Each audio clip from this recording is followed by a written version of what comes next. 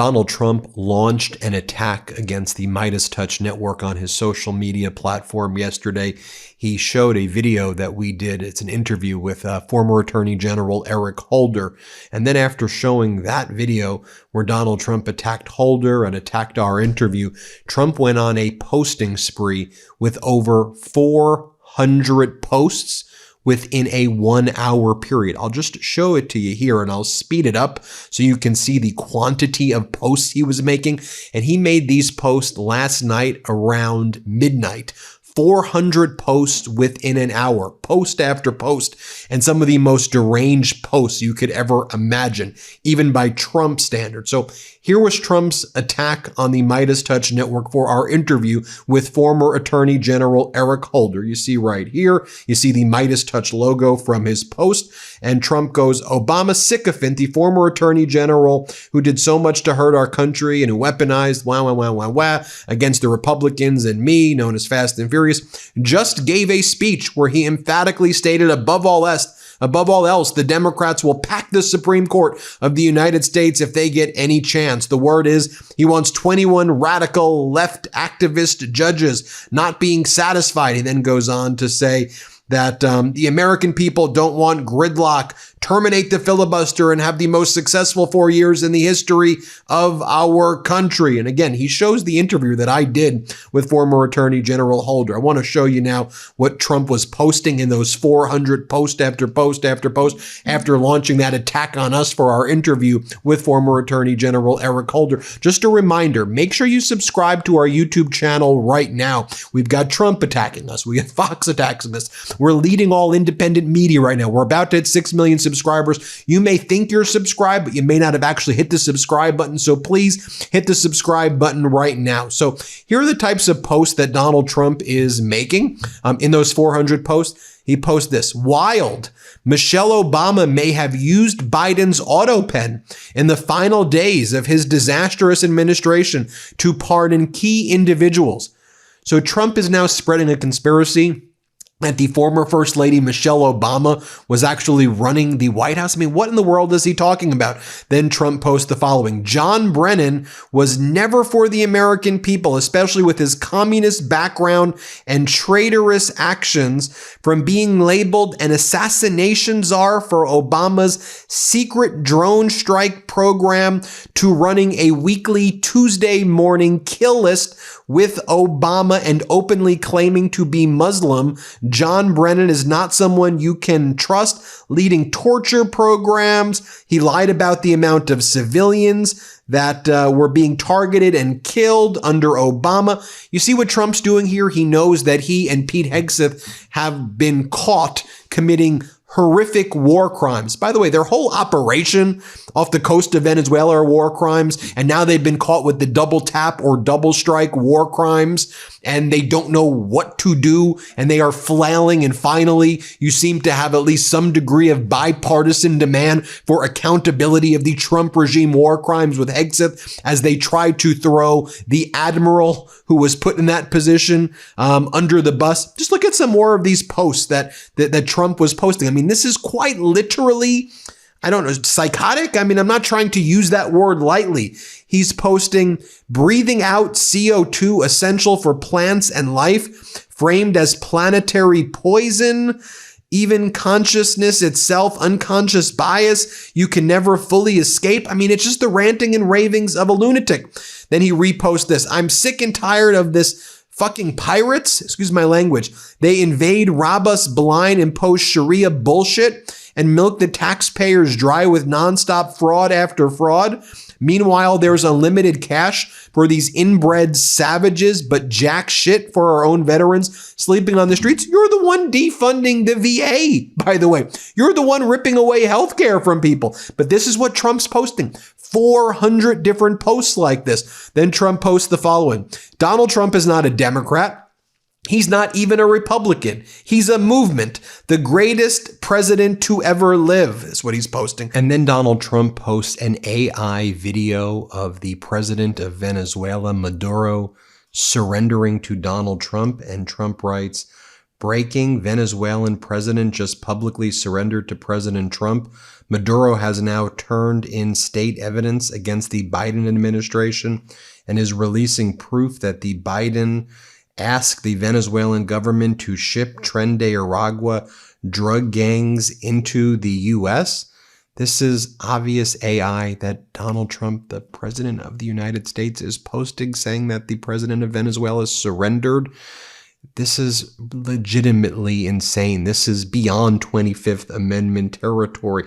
This man belongs in a straitjacket right now. Then he continues to make these posts. I mean, look at this one. He goes, fraud, the 2020 election stolen. Then he goes on to say there are many ways to rig elections that are being exploited with operations in places including Canada, Brazil, Australia, South Korea, and the Congo, he says. Then it posts like this: John Brennan, enemy of the people, with photos of Brennan and former President Obama. Now, what's going on here? Why is Donald Trump panicking and freaking out like this? Well, his regime is collapsing right now. Donald Trump's cognitive and physical deterioration has been exposed, and finally corporate news is following the lead of the MeidasTouch network, and they're asking the tough questions, and they deserve credit for asking some of the tough questions as well. You've got Donald Trump being exposed for engaging in these war crimes with Hegseth. Hat tip Washington Post, they've been doing some great reporting. Hat tip Bloomberg, they've been doing great reporting. Hat tip Wall Street Journal, they've been doing great reporting. And the New York Times has been doing great reporting. Others, of course, the Guardian's been doing great reporting, but let's take a look at what Washington Post reported last night.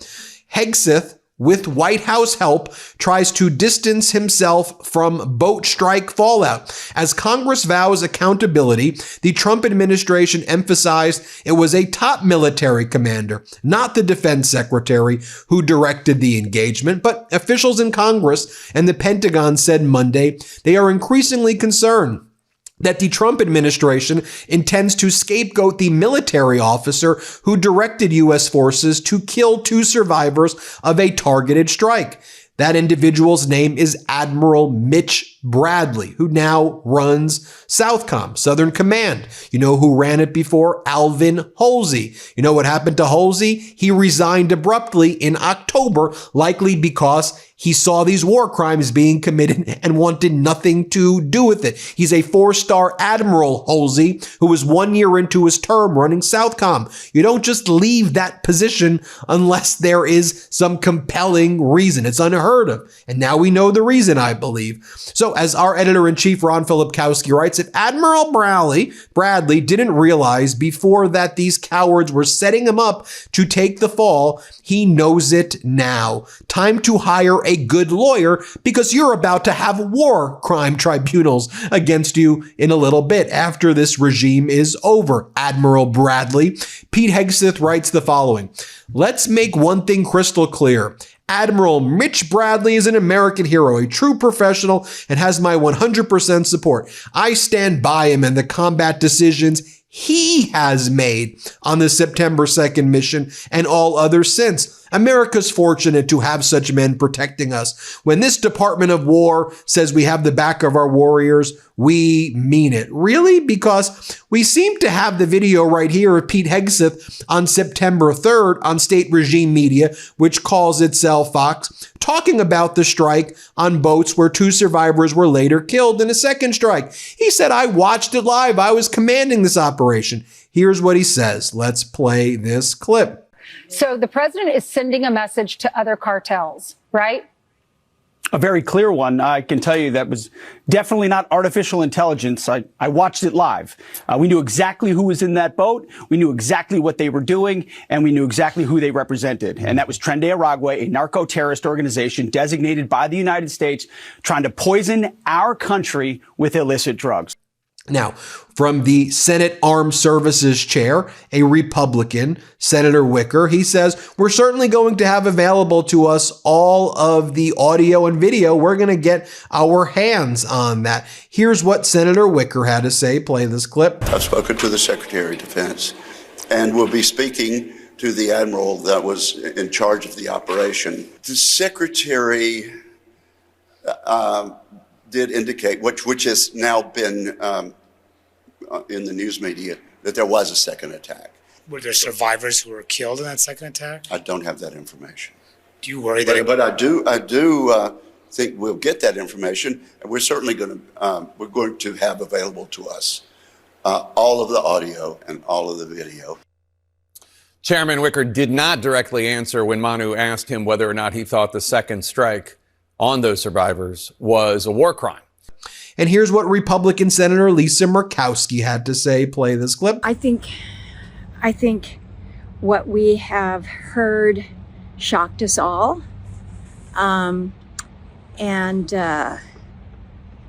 I think most would say that when you have two individuals that are literally floating in the water, a second order to kill them all is not something that we would consider within the rules of war. Got it. Yeah. Thank you, Senator. Let me just share with you Caroline Leavitt during that press conference that she held yesterday when she was asked by a reporter. So you said the follow-up strike was lawful. What law is it that allows no survivors? Here, play this clip. Jackie. Thank you, Caroline. Following up on Gabe's question, you said that the follow-up strike was lawful. What law is it that allows no survivors? The strike conducted on September 2nd was conducted in self-defense to protect Americans in vital United States interests. The strike was conducted in international waters and in accordance with the law of armed conflict.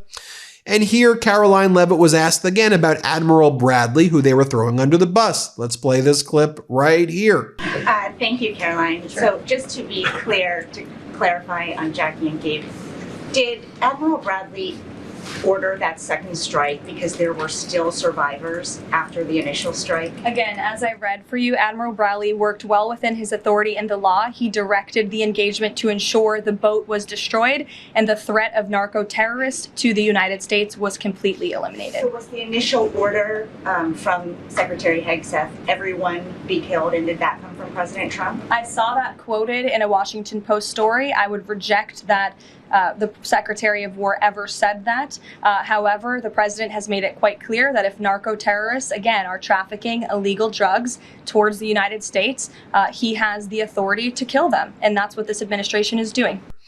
So, folks, as we've always said, these war crimes, these unlawful murders and killings, we said was always going to be a massive story, and the Trump regime has been trying to cover it up. And by the way, if they thought it was fine to just kill everybody, then why was it that about a month or so later, when there were survivors in a boat strike, they then sent them back to the countries where they claim were their countries of origin and didn't even criminally prosecute them? That doesn't make much sense. So one of the things I think that's important to know while the Washington Post is getting all of these great scoops, you had all of the kind of press in the Department of Defense. They were all kicked out, and Trump and Hegseth moved in their right-wing propagandists like right-wing extremist Laura Loomer and this guy Vince Dow. And so all of these right-wing propagandists thought it was very funny that they were taking over the desks of the Washington Post and the Wall Street Journal. Like, here's extremist Laura Loomer. She posts, "The Washington Post and Dan Lamothe used to occupy this desk inside the Pentagon press room. Now it's mine." And then Vince Dow, one of these right-wing extremist propagandists for Trump, goes, "Your office belongs to me now." And take a look at the back. Is that a beer can in the back? I mean, these people, I don't care what your politics are. They're drinking beer in the Defense Department. I mean, these people are deeply unserious human beings during very serious times. And I think that just about sums up this Trump regime, in addition to the cruelty, in addition to the war crimes, in addition to the criminality of the Trump regime. This regime is absolutely lawless and deeply unserious as well. But by the way, they're panicking about that special election today that's taking place in Tennessee, 7th Congressional District, despite it being a Trump plus 22 congressional district. Trump won that district by 22 points. It's neck and neck. It's within the margin of error. And Don Jr. was terrified. So here's what Don Jr. did yesterday. Here, play this clip. Okay. And guys, if you're in Tennessee and if you're in the 7th district, or you know someone in that district, or you even know someone in Tennessee who may be in that district, call them. Make sure they get out and vote. Our superpower as conservatives is to sit it out. To say, we got what we wanted in the big one for president and we're going to sit everything else out. You may end up with this lunatic representing you. So Tennessee, call everyone you know. If you know someone in the 7th district, get out there and vote. Call them. Apathy will let this person be in charge. Now, finally, if you were just curious, well, what was Attorney General Holder saying in the video? So Trump edited and manipulated the video and kind of pieced it together. But this is what Trump posted about my interview with Attorney General Holder. Let's play it right now. Here you have it. I think the Supreme Court is a broken institution. We cannot leave in place without a discussion, at least, and I think without substantive reforms being put in place, this Supreme Court as it is presently constituted.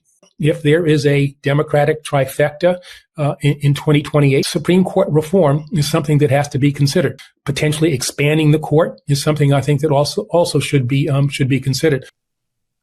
There you have it, folks. Let me know what you think now. Hit subscribe. Let's get to 6 million subscribers. We appreciate you. Thank you. Love this video? Support independent media and unlock exclusive content, ad-free videos, and custom emojis by becoming a paid member of our YouTube channel today. You can also gift memberships to others.